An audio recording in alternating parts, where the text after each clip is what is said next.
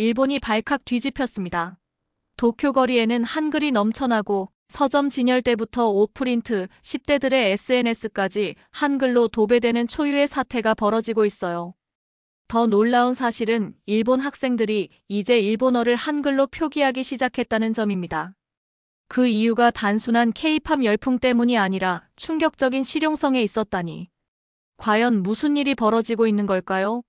일본 저널리스트 아키라 타카하시의 심층 취재, 지금 바로 시작합니다. 저는 일본의 프리랜서 저널리스트 아키라 타카하시입니다. 10년 넘게 일본 젊은이들의 문화 트렌드를 취재해왔죠. 하지만 최근 목격한 현상은 정말 특이했습니다. 도쿄 시부야를 지나다 카페에 모인 10대들이 휴대폰으로 한글을 입력하는 모습을 발견했어요. 호기심이 생겨 근처 대형 서점으로 향했습니다. 언어 코너에서 한국어 학습 서적이 서가 절반을 차지하고 있는 걸 보고 놀랐죠. 이게 정말 그렇게 인기가 있나요? 서점 직원에게 물었습니다.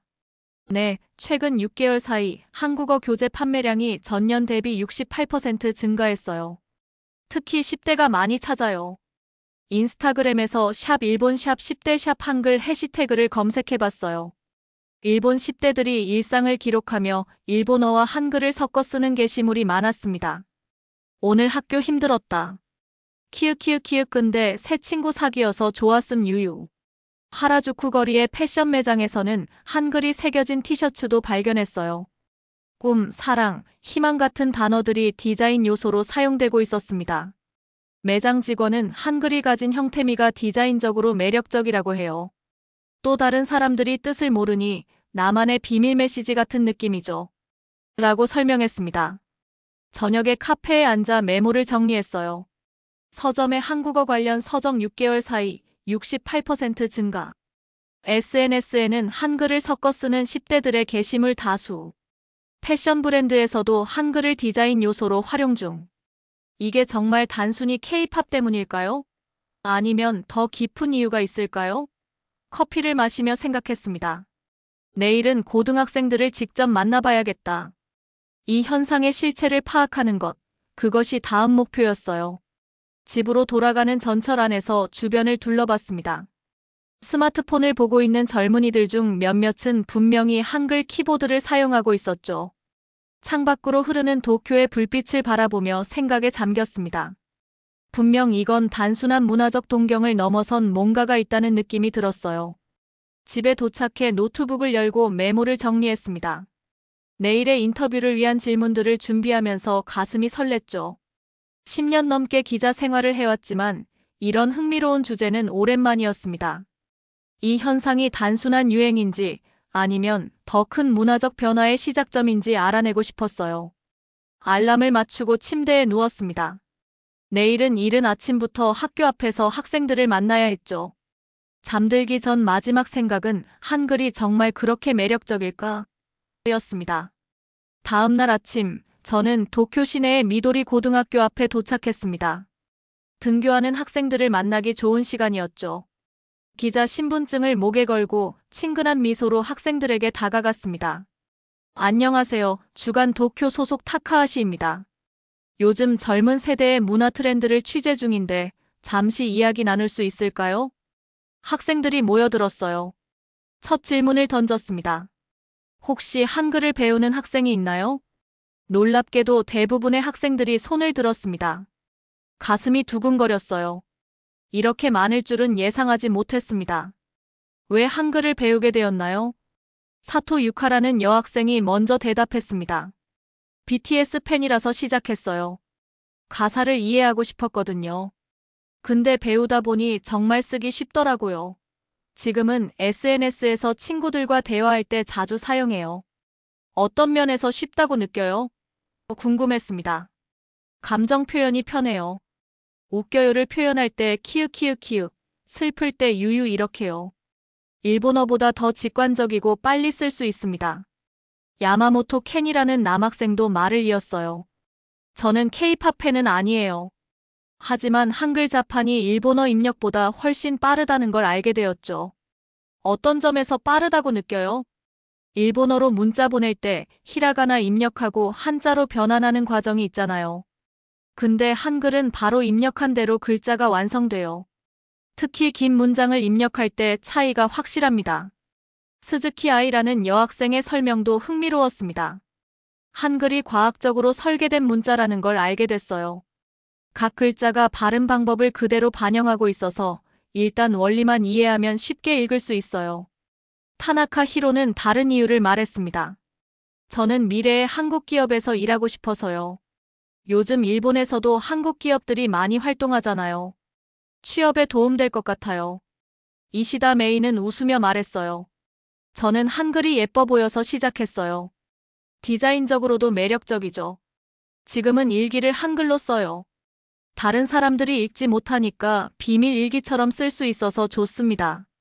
흥미로운 점은 이들이 한국어를 완전히 배우는 게 아니라 한글이라는 문자 시스템만 차용하고 있다는 것이었습니다. 한국어 문법까지 배우는 건 어려워요. 그냥 일본어를 한글로 표기하는 정도죠. 오하요 고자이마스를 한글로 쓰는 거예요. 발음은 같고 글자만 다른 거죠. 선생님들이나 부모님들은 어떻게 생각하세요? 마지막으로 물었습니다. 켄이 대답했어요. 대부분의 선생님들은 이해 못해요. 하지만 우리가 일본어를 포기하는 게 아니라 다른 방식으로 표현하는 거라고 설명하면 대체로 이해해 주세요. 유카가 덧붙였습니다. 저희 부모님은 처음에는 또 하나의 유행이라고 생각하셨어요. 그런데 제가 열심히 배우는 걸 보고는 이제 응원해 주십니다. 어머니는 저한테 한글 좀 가르쳐 달라고 하실 정도예요. 인터뷰를 마치며 앞으로의 조사 방향이 명확해졌습니다. 한글의 편리함이 실제로 존재하는지 검증해 볼 필요가 있었죠. 정말 한글이 일본어보다 입력이 빠를까요? 학생들의 말처럼 실용적인 이점이 있는 걸까요? 다음 단계는 이를 직접 실험해 보는 것이었습니다. 학생들의 주장이 사실인지 검증하고 싶었습니다. 미도리 고등학교 야마구치 교장의 허가를 받아 실험을 계획했어요. 약속된 날 학교 컴퓨터실에 도착했습니다. 여러분, 오늘의 목적은 한글과 일본어 입력 속도 차이를 객관적으로 측정하는 것입니다. 학생들을 두 그룹으로 나누었습니다. A그룹은 일본어 입력부터, B그룹은 한글 입력부터 시작하게 했죠. 세 종류의 문장을 준비했어요. 1. 순수 히라가나 가타카나만으로 구성된 간단한 문장. 2. 한자가 포함된 일반적인 문장. 3. 전문 용어와 복잡한 한자가 많이 포함된 어려운 문장. 첫 번째 테스트에서 학생들은 일본어 키보드로 문장을 입력했습니다. 히라가나를 입력한 후 변환키를 눌러 한자로 바꾸는 과정을 반복하는 모습이 보였어요. 두 번째 테스트에서는 한글 키보드로 같은 내용을 입력했습니다. 결과는 놀라웠습니다. 실험 결과 분석. 1. 간단한 히라가나 가타카나 문장 한글이 약 11% 더 빠름. 2. 일반적인 문장 한자 포함 한글이 약 22% 더 빠름. 3. 복잡한 문장 전문 용어와 어려운 한자 포함 한글이 약 30% 더 빠름. 문장이 복잡할수록 차이가 더 커지는군요. 학생들에게 결과를 보여주며 말했습니다. 스즈키 아이가 설명했어요. 한글은 자음과 모음을 조합해서 한 번의 글자가 완성돼요. 히라가나를 입력하고 한자로 변환하는 과정이 없어서 훨씬 직관적이죠. 야마모토 켄도 의견을 보탰습니다. 특히 한자 변환 과정에서 시간이 많이 걸려요. 원하는 한자가 첫 번째 옵션으로 나오지 않을 때도 있고요. 타이핑 오류율도 비교했습니다. 일본어 키보드 평균 8.5%, 한글 키보드 평균 6.2%. 학생들은 흥미로운 설명을 제시했어요. 한글은 각 글자의 구성 요소가 시각적으로 명확하게 구분되어 오타를 쉽게 발견하고 수정할 수 있다고 했습니다. 반면 히라가나는 글자들의 모양이 비슷한 경우가 많아 오타를 놓치기 쉽다고 했죠. 하지만 학생들이 완전히 한글을 대체제로 사용하는 것은 아니었습니다. 사토 유카는 한국어를 배우는 건 아니고 한글을 입력 방식으로 활용하는 거예요 라고 설명했어요. 대부분은 일본어 문법과 어휘를 그대로 사용하면서 문자만 한글로 표기하는 형태였습니다. 이번 실험을 통해 한글의 직관적인 문자 체계가 일본어보다 편리하다고 느끼는 젊은 층이 늘어나고 있다는 사실이 확인되었어요. 실용성에 기반한 선택이었던 겁니다. 다음 단계로 이 현상에 대한 전문가들의 의견을 들어보기로 했습니다. 실험 결과를 바탕으로 이 현상에 대한 전문가들의 의견을 듣고 싶었습니다. 도쿄대학교 언어학부를 찾아 니시무라 교수를 만났어요. 니시무라 교수는 일본어 문자 체계를 30년 넘게 연구해온 권위자입니다. 한글이 일본 젊은이들 사이에서 인기를 얻고 있다고요? 니시무라 교수는 안경을 고쳤으며 의아한 표정을 지었습니다. 흥미롭군요. 하지만 걱정스러운 부분도 있습니다. 교수의 연구실 벽면에는 일본어의 역사를 보여주는 차트들이 걸려 있었어요. 그는 의자에서 일어나 그 차트들을 가리키며 말했습니다. 일본어는 오랜 전통을 가진 언어입니다. 특히 한자는 단순한 표기 수단이 아니라 우리 문화의 본질적인 부분이에요. 젊은이들이 한자를 쓰지 않게 되면 일본 문화가 퇴색될 위험이 있습니다. 니시무라 교수는 학생들의 실험 결과에 대해 들려주자 고개를 저었어요. 효율성만이 언어의 가치를 판단하는 기준이 되어서는 안 됩니다. 젊은이들이 지금은 편리함만 찾고 있지만 그들이 성장하면서 한자가 가진 깊은 의미와 아름다움을 이해하게 될 거예요. 다양한 의견을 듣기 위해 저는 다음으로 교토대학의 모리 교수를 찾아갔습니다. 모리 교수는 언어 변화와 문화 진화를 연구하는 젊은 학자였죠. 연구실에 들어서자 모리 교수는 밝은 미소로 맞이했어요. 정말 흥미로운 현상이네요. 제 학생들 중에도 한글을 사용하는 경우가 있어요. 실험 결과를 공유하자 모리 교수는 고개를 끄덕였습니다. 언어는 시대에 따라 변화하는 생명체와 같아요. 효율적인 문자라면 자연스럽게 확산될 수 있습니다. 역사적으로 볼 때도 문자 체계는 항상 변화해왔어요. 모리 교수의 컴퓨터 화면에는 세계 여러 문자의 진화 과정을 보여주는 다이어그램이 띄워져 있었습니다. 사실 한글은 세계에서 가장 과학적으로 설계된 문자 중 하나로 알려져 있어요. 세종대왕이 백성들을 위해 만든 문자니까요. 두 교수의 상반된 의견이 흥미로웠습니다. 더 넓은 시각을 얻기 위해 교육부 관계자인 다나카 씨도 만났어요. 공식적인 교육 정책으로 한글을 다루는 것은 현재로서는 고려하고 있지 않습니다. 다나카 씨는 사무실에서 딱딱하게 말했어요. 하지만 이런 현상이 계속된다면 대응책을 마련해야 할 수도 있겠죠. 그의 표정에서 약간의 걱정이 비쳤습니다. 일본의 정체성은 우리 언어와 깊이 연결되어 있습니다. 젊은이들이 한글을 사용하는 것이 단순한 유행을 넘어선다면 이는 우리 문화적 정체성에 영향을 미칠 수 있어요. 마지막으로 저는 미도리 고등학교로 돌아가 학부모 모임에 참석했습니다. 다양한 반응이 있었어요. 아이들이 새로운 것을 배우는 건 좋지만 일본어를 제대로 배우는 게 우선이에요. 한 아버지가 말했습니다. 반면 다른 어머니는 글로벌 시대의 다양한 언어를 접하는 건 오히려 장점이 될 수 있어요. 저도 아이에게 배우고 있답니다. 라고 이야기했죠. 기성세대들은 일본어의 정체성이 위협받을 수도 있다며 우려했지만 젊은 세대는 전혀 다르게 생각하고 있었습니다. 그들에게 한글은 문화적 정체성의 문제가 아니라 단순히 더 효율적인 의사소통 도구였어요. 이 대비되는 시각 차이가 저에게는 매우 흥미롭게 다가왔습니다. 한 문화 현상을 바라보는 세대 간의 간극을 목격하는 순간이었죠. 이 현상에 관심을 가지는 것은 10대들뿐만이 아니었습니다. 점차 일본 기업들도 한글에 주목하기 시작했죠. 이를 확인하기 위해 저는 신주쿠에 위치한 대형 전자기업 테크스타의 마케팅 책임자 사토 히로키를 만났습니다. 한글에 관심을 갖게 된 이유가 뭔가요? 제가 물었어요. 사토 히로키는 태블릿을 꺼내 최근 조사 결과를 보여주었습니다. 15세에서 19세 사이의 젊은 층에서 한글에 대한 관심이 급증했어요. 이건 단순한 유행이 아니라 트렌드로 자리 잡고 있습니다. 그는 새로운 스마트폰 모델에 한글 입력 기능을 강화했다고 설명했어요. 일본어 한글 간 빠른 전환, 한글 자동 완성 기능 등을 추가했죠. 예상보다 반응이 좋았습니다. 사무실에는 한글로 디자인된 스마트폰 케이스와 액세서리 샘플들이 전시되어 있었어요. 이번 시즌 출시할 제품들입니다. 한글의 미적 요소를 디자인에 접목했죠. 다음으로 저는 시부야의 패션 브랜드 모모스타일의 디자인 스튜디오를 방문했습니다. 디자인 총괄 야마다 미카는 이번 시즌 컬렉션의 테마가 크로스 컬처라고 말했어요. 그녀는 벽에 걸린 티셔츠와 가방 샘플을 가리켰습니다. 한글로 꿈, 희망, 사랑 같은 단어들이 그래픽 요소로 사용되어 있었어요. 고객들의 반응은 어떤가요? 예상보다 훨씬 좋아요. 특히 10대와 20대 초반 고객들에게 인기가 많습니다. 한글이 가진 독특한 형태미와 신비로움이 그들에게 어필하는 것 같아요. 온라인 쇼핑몰 라쿠텐의 인사 담당자 다나카 유리코도 만났습니다. 저희는 최근 한국어와 한글 능력을 갖춘 인재 채용을 늘리고 있어요. 다나카 유리코가 말했어요. 한국 시장 진출만이 아니라 국내 고객 중에도 한글을 사용하는 비율이 늘고 있기 때문이죠. 그녀는 회사 내부 메신저 프로그램을 보여주었습니다. 한글 입력을 지원하는 기능이 추가되어 있었어요.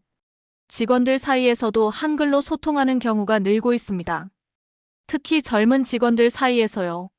마지막으로 저는 메신저 앱 토크타임을 개발한 디지톨을 방문했어요. 앱 개발자 스즈키 켄지가 말했습니다. 저희는 지난 업데이트에서 한글 이모티콘과 스티커를 대폭 추가했어요. 사용자 데이터를 분석해보니 10대 사용자들 중 약 35%가 한글로 된 이모티콘이나 표현을 사용하고 있더군요. 이처럼 일본 기업들은 단순히 유행을 따라가는 것이 아니라 한글을 새로운 비즈니스 기회로 인식하고 있었어요. 그들은 빠르게 변화하는 젊은 소비자들의 니즈에 맞춰 제품과 서비스를 조정하고 있었습니다. 이제 한글은 일본에서 단순한 문화적 호기심을 넘어 실제 경제적 가치를 창출하기 시작한 것이었죠. 한글 현상이 확산되면서 일본 정부도 마침내 이에 대한 반응을 보이기 시작했습니다.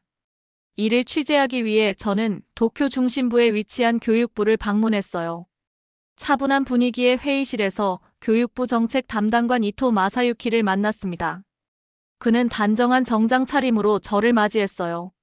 최근 젊은 층의 한글 사용 증가에 대해 어떻게 생각하시나요? 제가 물었습니다. 이토 마사유키는 잠시 생각하더니 신중하게 대답했어요. 저희도 이 현상을 주시하고 있습니다. 한류 팬덤이 확대되고 한국과의 교류가 증가하면서 한국어 교육을 확대해야 할 필요성이 제기되고 있어요. 그는 책상 위에 놓인 보고서를 가리켰습니다. 현재 일부 고등학교에서는 제2외국어로 한국어를 선택할 수 있지만 수요에 비해 강좌 수가 부족한 상황입니다. 이에 대한 대책을 논의 중이죠. 그러나 그의 표정에서 약간의 우려가 읽혔어요. 다만 모국어 교육의 균형을 해치지 않는 선에서 진행되어야 한다고 생각합니다. 일본어의 정체성이 약화되는 것은 바람직하지 않으니까요. 다음으로 저는 전통문화 보존에 중점을 두는 의원으로 알려진 다나카 히데오 국회의원을 만났습니다. 그는 한글 확산에 대해 더 강한 우려를 표했어요. 일본 젊은이들이 한글에 빠져드는 것은 우리 문화적 정체성에 위협이 됩니다. 다나카 의원은 단호하게 말했어요. 일본어, 특히 한자는 우리 역사와 철학을 담고 있는 소중한 문화유산입니다. 이를 소홀히 하는 건 우리 문화의 근간을 흔드는 일이죠. 그는 책상에서 최근 발의한 법안 초안을 꺼냈습니다. 일본어 교육 강화법을 준비 중입니다. 전통적인 문자 교육에 더 많은 자원을 투입하고 학교에서 한자 교육을 강화하는 내용이에요. 그러나 모든 정치인들이 이런 입장은 아니었습니다. 야당 소속의 젊은 국회의원 스즈키 아이코는 다른 시각을 보여주었어요. 다양한 언어와 문화를 접하는 것은 글로벌 시대에 필수적입니다. 그녀가 말했어요. 한글에 대한 관심이 높아지는 것을 위협으로 볼 게 아니라 문화 교류의 기회로 봐야 해요. 저는 오히려 이를 지원하는 정책을 모색 중입니다. 정부 내의 이런 상반된 의견은 일본 사회 전체의 분위기를 반영하는 듯했어요. 보수적인 측과 진보적인 측의 의견 차이가 뚜렷했습니다. 흥미로운 점은 교육 현장의 반응이었어요. 미도리 고등학교로 돌아가 야마구치 교장과 다시 대화를 나눴습니다. 처음에는 교육부의 지침에 따라 우려를 표했지만 이제는 생각이 바뀌었어요. 야마구치 교장이 말했습니다. 학생들이 한글을 배우면서 언어 자체에 대한 관심이 높아지고 오히려 일본어에 대한 이해도 깊어지는 현상을 목격했거든요. 교실을 둘러보니 일본어 수업에서도 학생들이 한글과 일본어를 비교하며 언어. 이 현상을 더 넓은 관점에서 바라보기 위해 저는 도쿄 외국어 대학교의 국제문화센터를 찾았습니다. 센터장인 야마모토 교수는 언어와 문화 교류의 전문가였어요. 이것은 단순한 문화 현상을 넘어선 언어적 융합의 시작일 수 있습니다. 야마모토 교수는 넓은 창문이 있는 사무실에서 말했어요. 역사적으로 일본은 다른 문화의 요소를 흡수하고 재해석하는 데 능했죠. 한자도 원래 중국에서 들어온 것이니까요. 그의 사무실 책장에는 여러 국가의 언어 교류 연구 자료들이 가득했습니다. 한글이 일본에서 인기를 얻는 현상은 고립된 사례가 아닙니다. 젊은 세대들이 디지털 세계에서 자신들만의 소통 방식을 만들어가는 글로벌 트렌드의 일부예요. 야마모토 교수는 흥미로운 전망을 공유했습니다. 앞으로 10년 후에는 일본과 한국 간의 문화적, 경제적 교류가 더욱 활발해질 것입니다. 한글을 이해하는 일본인이 늘어나면 자연스럽게 양국 간의 소통도 원활해지겠죠. 다음으로 저는 미래학자이자 트렌드 분석가인 하시모토 에미를 만났어요. 그녀는 시부야의 모던한 카페에서 저를 맞이했습니다. 언어는 단순한 소통 도구가 아니라 사고방식을 형성하는 틀이에요. 하시모토 에미가 태블릿에 그래프를 보여주며 말했습니다. 한글처럼 논리적이고 체계적인 문자를 접하는 것은 젊은이들의 사고방식에도 영향을 미칠 수 있어요. 그녀는 흥미로운 예측을 내놓았습니다. 일본 10대들 사이에서 시작된 이 현상이 향후 그들이 사회의 중심 세대가 되었을 때 우리 사회 전반에 영향을 미칠 가능성이 큽니다. 언어 사용의 변화는 종종 더 큰 사회 변화의 전조가 되곤 하죠. 저는 마지막으로 한일 교류 프로그램을 운영하는 비영리 단체 브릿지를 방문했습니다. 대표 키무라 료는 양국을 오가며 문화 프로그램을 진행해온 베테랑이었어요. 최근 몇 년간 한국과 일본 간의 교류가 급증했습니다. 키무라 료가 설명했어요. 특히 젊은 세대들은 정치적 갈등에 상관없이 서로의 문화에 큰 관심을 보이고 있어요. 한글 학습은 그런 교류의 자연스러운 결과물이라고 볼 수 있죠. 사무실 벽에는 양국 청소년들이 함께한 문화 캠프의 사진들이 걸려 있었습니다. 올해 우리 프로그램 신청자가 작년보다 60% 증가했어요. 특히 일본 측 참가자들 중 많은 이들이 이미 기본적인 한글을 알고 있더군요. 키무라 료는 마지막으로 중요한 점을 지적했습니다. 한글 사용이 늘어나는 것은 일본 젊은이들이 일본어를 버리거나 한국어로 대체한다는 의미가 아닙니다. 그들은 자신들만의 방식으로 두 문화의 요소를 융합하고 있어요. 이것이 바로 진정한 문화교류의 모습이 아닐까요? 취재를 마무리하며 처음 시부야에서 한글을 사용하는 10대들을 발견했을 때의 놀라움을 떠올렸습니다. 이제는 그것이 단순한 호기심이 아니라 일본 사회의 변화를 보여주는 중요한 신호였음을 깨달았어요. 한글이 일본어를 대체하는 것은 아니지만 분명 일본에서 새로운 기회를 만들어가고 있었습니다. 젊은 세대의 실용적 선택이 시작된 이 현상은 이제 문화, 경제, 교육 등 다양한 영역으로 확산되고 있었죠. 이 현상의 미래는 어떻게 될까요? 한글이 일본에서 어떤 위치를 차지하게 될까요? 그 답은 아직 알 수 없지만 분명한 것은 언어의 경계를 넘어선 소통이 이미 시작되었다는 점입니다. 취재를 마무리하며 도쿄 스카이트리 전망대에 올랐습니다. 발 아래로 펼쳐진 거대한 도시를 바라보며 지난 몇 주간의 취재 내용을 정리했어요. 해가 지고 도쿄의 불빛이 하나둘 켜지기 시작했습니다. 이 기사를 위해 저는 학생들, 교수들, 기업인들, 정치인들, 그리고 여러 전문가들을 만났습니다. 그들의 다양한 시각과 의견을 통해 일본에서 한글이 확산되는 현상의 여러 측면을 살펴볼 수 있었어요. 기자로서 제가 발견한 것은 이 현상이 단순한 문화적 유행을 넘어선다는 점이었습니다. 한글의 확산은 실용성에 기반한 선택, 문화적 교류의 심화, 그리고 젊은 세대의 새로운 정체성 표현 방식이 복합적으로 작용한 결과였어요. 처음 이 현상을 목격했을 때 한류 때문이겠지? 라고 가볍게 생각했던 것이 얼마나 피상적이었는지 깨달았습니다. 물론 K-팝과 한국 드라마의 인기가 시발점이 되었지만 그 이상의 실용적, 사회적 요인들이 작용하고 있었죠. 한글이 갖는 입력 속도의 우위, 디자인적 매력, 커뮤니케이션 효율성 등은 단순한 문화적 동경을 넘어 실질적인 장점으로 인식되고 있었습니다. 특히 디지털 시대의 빠른 소통을 중시하는 젊은 세대에게 이런 특성은 매력적으로 다가오고 있었어요. 또한 이 현상이 시사하는 것은 언어와 문화가 얼마나 유동적이고 적응력 있게 변화하는지를 보여준다는 점입니다. 일본의 젊은이들은 한글을 자신들의 필요에 맞게 재해석하고 활용하고 있었죠. 그들은 한국어를 배우는 것이 아니라 한글이라는 문자 체계만을 차용해 자신들만의 새로운 소통 방식을 만들어가고 있었습니다. 물론 이런 변화에 대한 우려의 목소리도 있었어요. 전통적인 일본어 교육을 중시하는 이들은 일본의 문화적 정체성이 약화될 수 있다는 걱정을 표했습니다. 그러나 역사적으로 볼 때 언어는 항상 변화해왔고 외부 영향을 흡수하며 진화해왔다는 점도 기억할 필요가 있겠죠. 기사를 마무리하며 저는 독자 여러분에게 질문을 던지고 싶습니다. 한글을 배우는 일본 10대들의 증가, 이것은 단순한 유행일까요? 아니면 새로운 변화의 시작일까요? 이 질문에 대한 답은 다양할 것입니다. 어떤 이들은 이것이 곧 사라질 일시적인 유행이라고 생각할 수도 있어요. 또 다른 이들은 글로벌화된 세계에서 언어 간 경계가 허물어지는 자연스러운 현상이라고 볼 수도 있겠죠.